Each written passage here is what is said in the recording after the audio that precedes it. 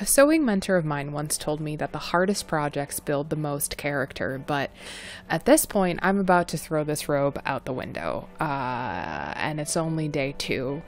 Welcome back to building a fancy robe. So I started the day by looking at the mock-up that I made last night, and I decided that there were just a few things about the fit that I just really wasn't happy with.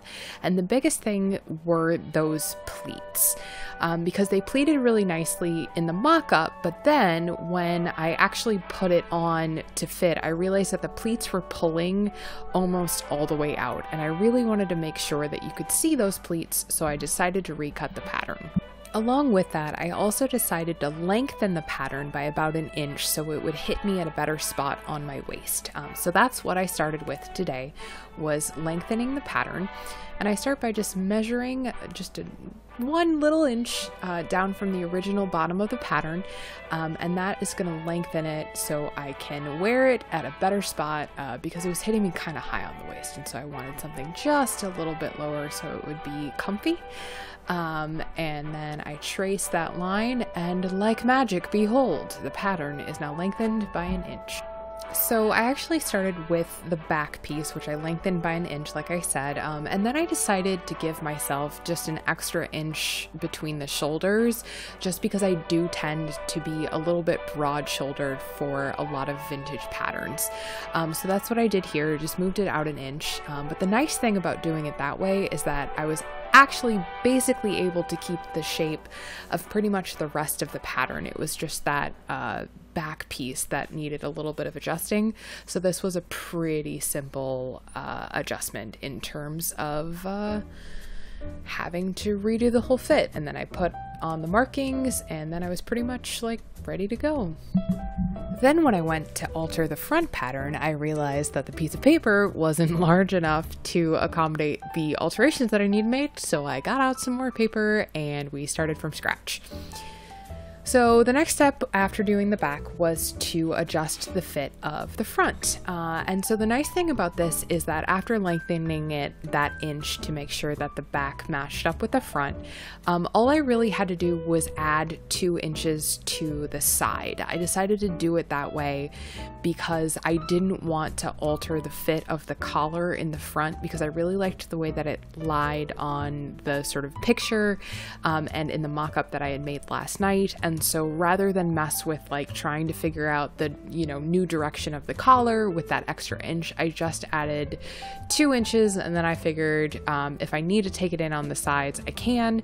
But for me, it was just a simpler and easier way of doing that. So I just mathed it out, measured it, and then I traced all the way around and sized up the pattern piece. But the nice thing is that doing it this way also allowed me to keep the original shape of the top of the pattern. And so it just made everything a little bit simpler and a little bit easier, while also allowing me to correct the fit in the way that I needed to. In being nervous about adjusting that collar, I decided that the responsible thing to do as a seamstress was to actually include the overlay collar part in the mock-up. And so I finished cutting out the bodice part, and then I moved on to the overlay. So the overlay is interesting because it's actually the piece that winds up giving the collar its shape.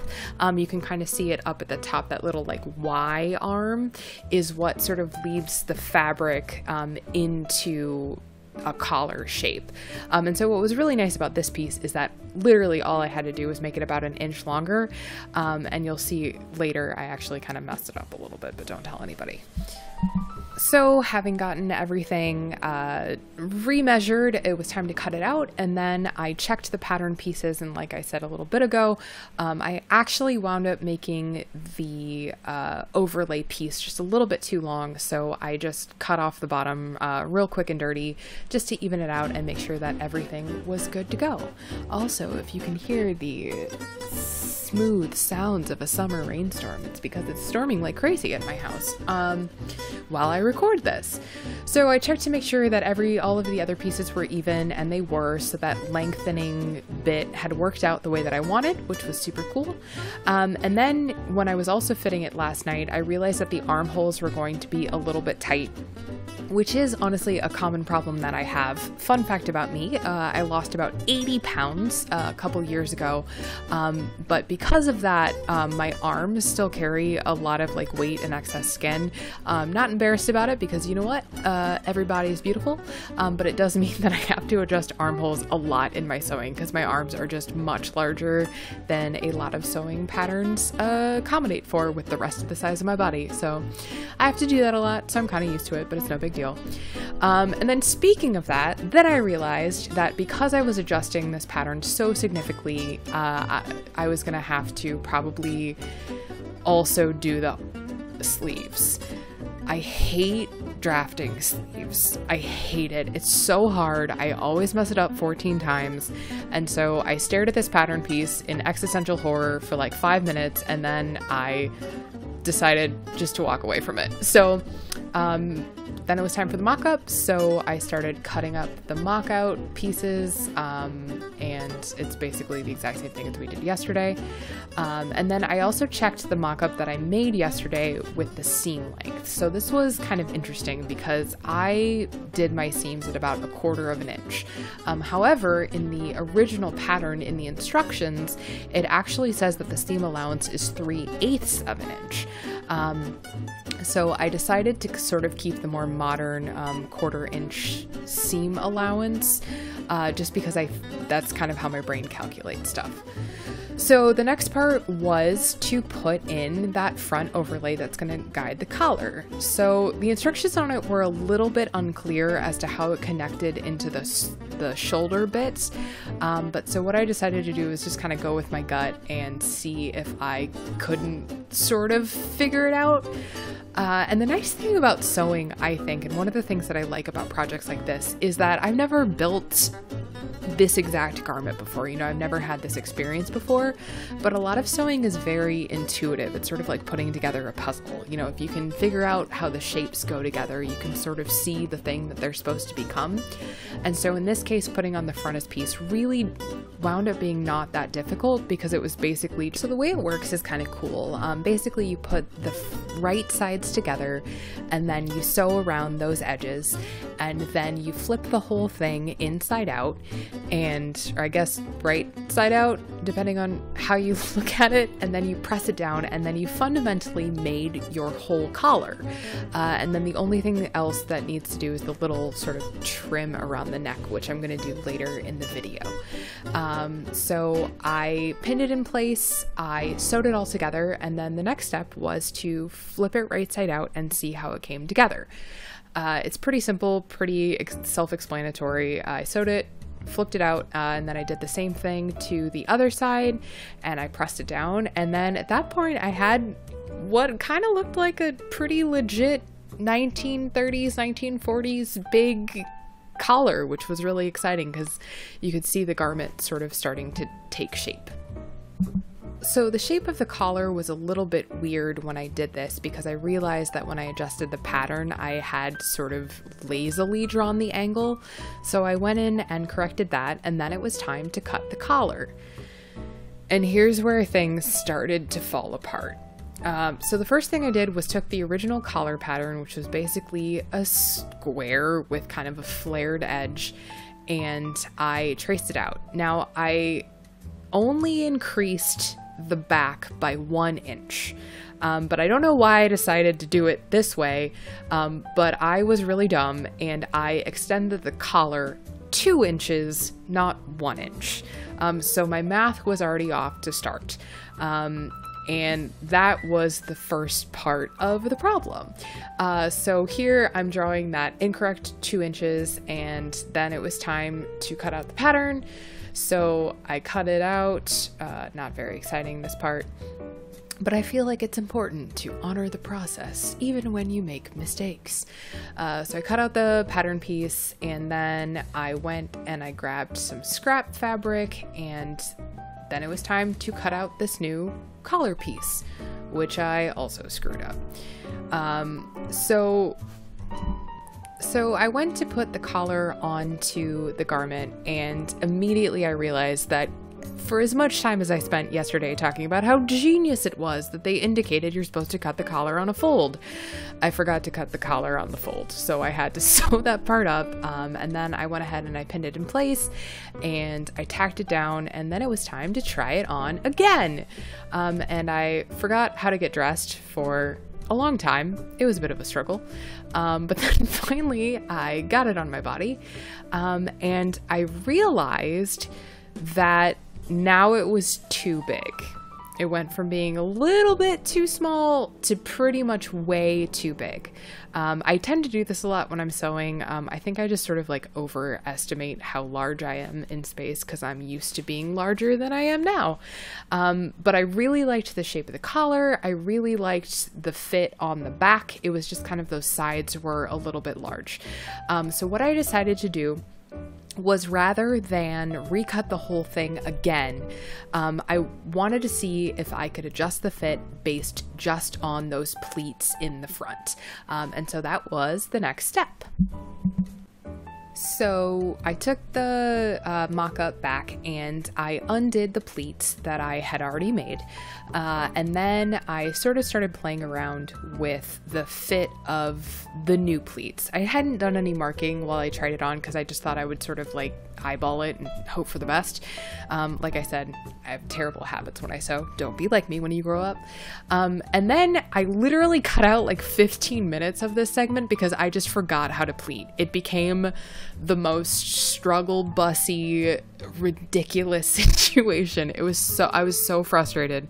And then I also realized that I hadn't eaten anything all day, and so I stopped and had a snack and I felt better about my life. But so basically the problem that I ran into was that I just could not get the pleats even on the left and right sides, which was really, really frustrating, particularly because you have to face the pleats in different directions so the fabric lays right, and it just turned into a whole thing. But so ultimately what I decided to do was basically just literally pin the two pieces, or the two sides together, and eyeball the pleats and make them even that way. Because in sewing, sometimes it's about finding your own solutions to the problems that you make for yourself. I also decided to take in the sides just a bit because the thing that I tend to struggle with in fit is that my bust is so much larger than my waist. And so I sort of tapered into the fit from the bust into the waist to hopefully give it a little bit of a better shape. And then once I got all of that pinned in, I did the same thing on the other side, and then I sewed it, but I forgot to record that part. So in your mind, pretend like you're watching me sew it together. It's a straight line. I'm sure you can figure it out. So when I talked about struggle bussing with the pleats, then I realized that I had pleated both sides in the opposite direction, which technically speaking doesn't matter as much on the mock-up, but I really wanted to see what the mock-up was going to look like in real physical space. So I went back and I undid all the pleats, and then I matched up the sides again, which you can see a little bit better in this video, which is why I included it. And so basically what I'm doing is I flip the pleats around, and then I was just measuring them against each other so that I know that both sides match and look the same on either side. I think it just looks nice when all your pleats are even and, cute like that. So I spent some time doing that, and then it was back to sewing everything back together. So I didn't film that part because I thought it would be boring. But so then after I got those pleats sewn on, once again, I struggled with putting clothing on my body, and I checked the fit, and I realized that pleating, that was a really good way to fix the fit without having to futz too much with the side seams. So I was really excited, and I like the fit a lot better. So I'm really pumped because now I've got pretty much usable garment, although I did realize that I had mistakenly created a costume that I wore in grad school. It's fine. So I got the fit the way that I liked it, and I checked the back. I think the back is just a slightly bit roomier. I'm probably going to take in the sides just a little bit more, but I'm much sort of happier with how that fit is. So once I was happy with the fit, I decided that instead of cutting another pattern piece, I was just going to use the actual mock-up as my pattern on the real fabric. So I went in and I marked the pleats and the alterations that I made on the actual garment, just like with a Sharpie, particularly the pleats, because I really wanted to make sure that I was able to perfectly recreate the pleats as I had just sewn them in. And I actually checked with the original pattern piece, and it turned out that like my new pleats weren't super far off, so I think that I actually made a mistake when I was marking in terms of like sizing up the pleats a little bit. But so once I got those pleats marked, I started the scary part of taking the whole thing apart so I could use it as a pattern. And it was only when I was like halfway through this did I remember that I hadn't yet done the sleeves, but that is a problem that I will come back to another day. So I was super pumped at this point because I was feeling like I'd made a lot of progress even with all the struggles, and I had found this beautiful blue velvet and this contrasting gold that I was going to use on the lapels and the collar. And I was really pumped because I've always wanted like a really cool old-timey blue velvet bathrobe, and I've been hoarding this fabric. And then I remembered that on the back of the package it says that for basically my size that I sort of like MacGyvered together, I needed about 7 yards. So I wanted to double check to make sure that I had enough fabric, and what I discovered was that I only had about 5. And so that is the end of part 2. So I was able to at least get the mock-up fit, and I'm really happy with how it fits and how it looks right now. So the next big project is going to be figuring out the sleeves. However, I'm spending most of my time making masks for the community, so I'm going to focus on that for the next couple of days so I can get those out. And then once I've got fabric figured out, I will be back with a part 3 of building a very fancy robe. It'll probably be fine, right?